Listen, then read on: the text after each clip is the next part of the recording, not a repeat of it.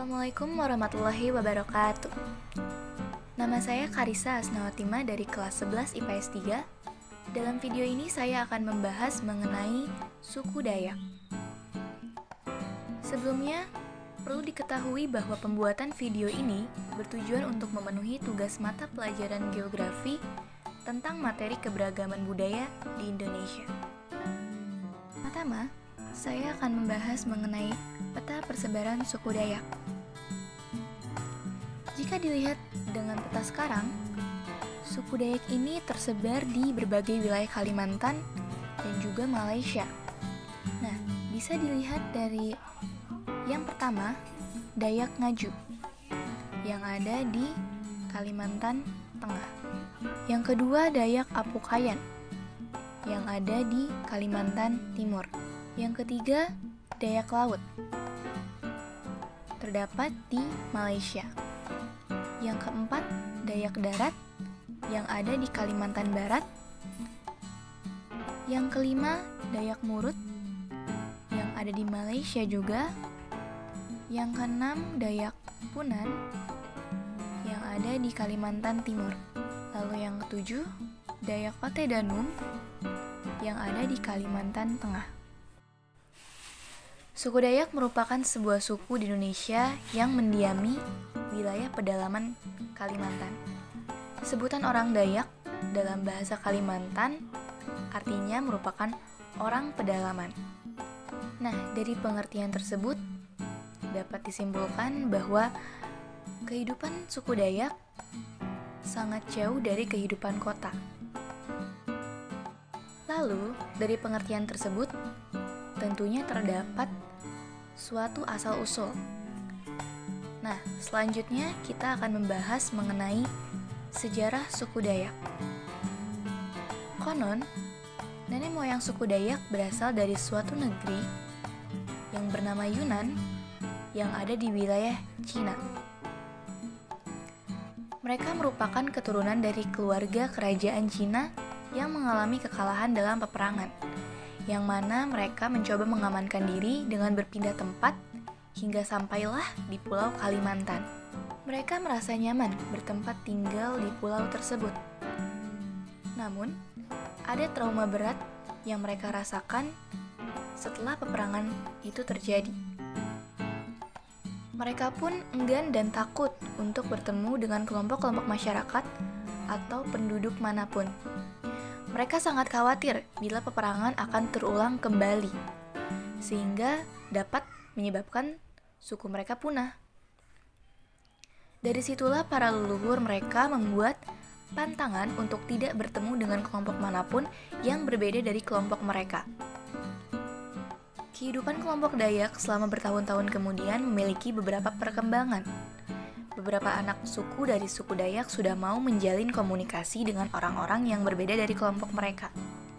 Namun tentunya masih banyak anak suku yang tetap mempertahankan tradisinya di masa lalu, di mana mereka tetap pantang untuk menjalin komunikasi dengan orang-orang di luar mereka.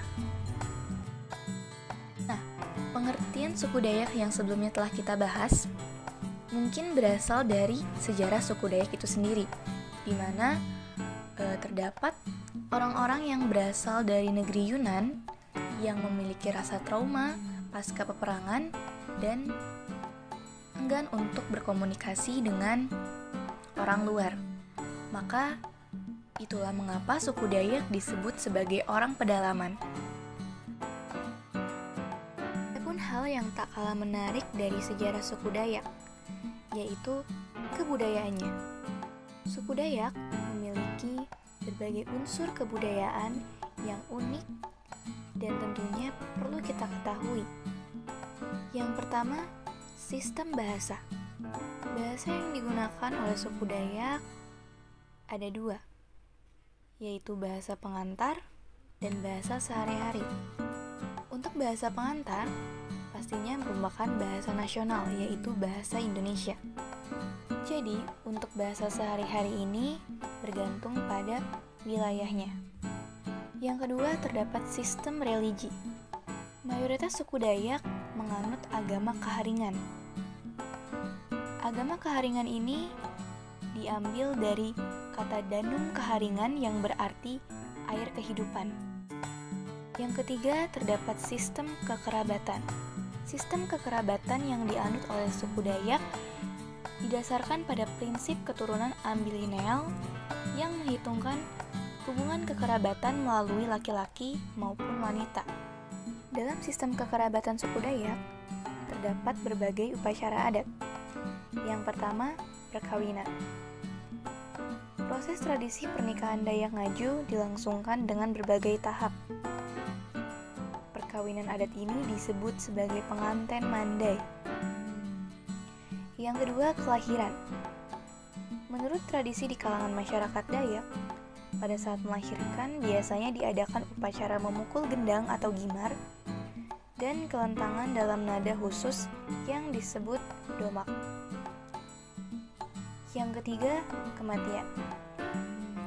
Upacara adat yang terkenal dari masyarakat Dayak adalah upacara tiwah, yakni merupakan ritual yang dilakukan untuk mengantarkan tulang orang yang telah meninggal ke sandung atau rumah kecil yang telah dibuat. Upacara ini juga diiringi dengan tarian-tarian, suara gong, serta hiburan lainnya. Yang keempat, sistem ekonomi.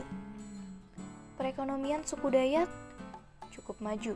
Suku Dayak memenuhi berbagai kebutuhannya dengan berladang, berburu, menganyam, dan mencari hasil hutan dan ikan.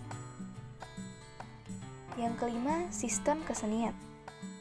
Sistem kesenian suku Dayak terdapat berbagai tarian, alat musik, rumah adat, dan juga pakaian adat. Dalam tarian terdapat 3 tarian dari suku Dayak yang cukup terkenal. Yang pertama, tari gantar. Tarian ini menggambarkan gerakan orang yang sedang menanam padi. Tongkat menggambarkan kayu penumbuk, sedangkan bambu serta biji-bijian di dalamnya menggambarkan benih, padi, dan wadahnya. Yang kedua, tari kancet papatai atau tari perang. Tarian ini menceritakan tentang seorang pahlawan Dayak Kenya berperang melawan musuhnya. Gerakan tarian ini sangat lincah, gesit, penuh semangat, dan kadang-kadang diikuti oleh pekikan si penari.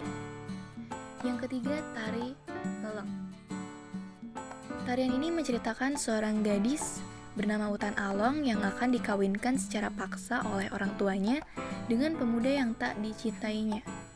Utan Along akhirnya melarikan diri ke dalam hutan. Lalu terdapat alat musik yang cukup terkenal di suku Dayak, yaitu sape.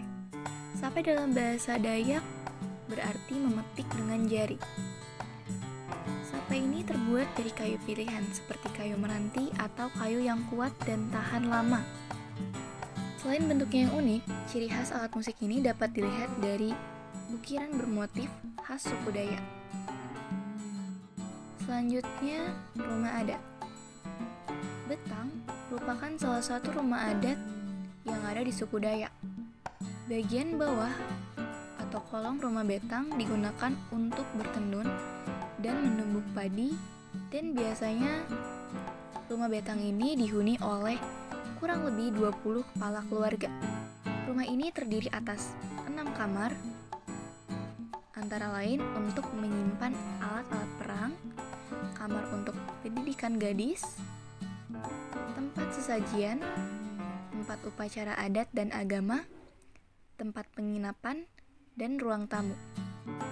Pada kiri kanan ujung atap dihiasi tombak sebagai penolak mara bahaya. Lalu pakaian adat.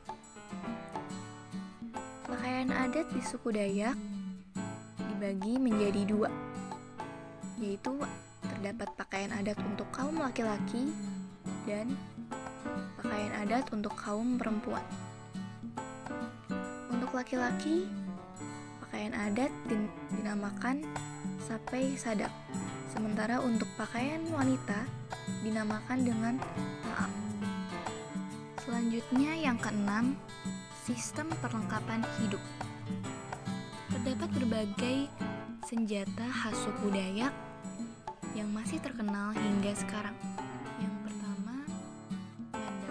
Lalu sipet yang biasa disebut sumpitan. Yang ketiga, lonjo atau biasa disebut tombak. Dan yang terakhir, telawang yang biasa disebut perisai. Suku Dayak juga memiliki kearifan lokal. Salah satunya adalah Pukung Himba. Pukung Himba merupakan bagian dari kawasan hutan yang difungsikan sebagai tempat untuk memindahkan roh-roh halus dari daerah atau lokasi yang bakal dijadikan sebagai tempat berladang. Oleh karena itu, lokasi Pukung Himba sengaja tidak ditebang dan dibiarkan sebagai kawasan reservasi. Para peladang suku Dayak di Kalimantan Tengah umumnya sangat paham bahwa dalam aktivitas pembukaan ladang harus menyediakan lokasi Pukung Himba, yaitu kawasan hutan yang dicadangkan sebagai tempat bagi roh-roh penunggu hutan yang dipindahkan dari lokasi yang akan diladang.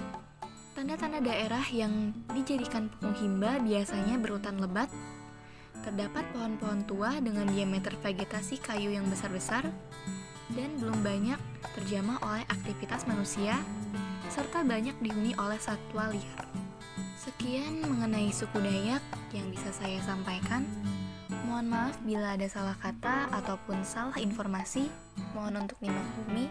Wassalamualaikum warahmatullahi wabarakatuh.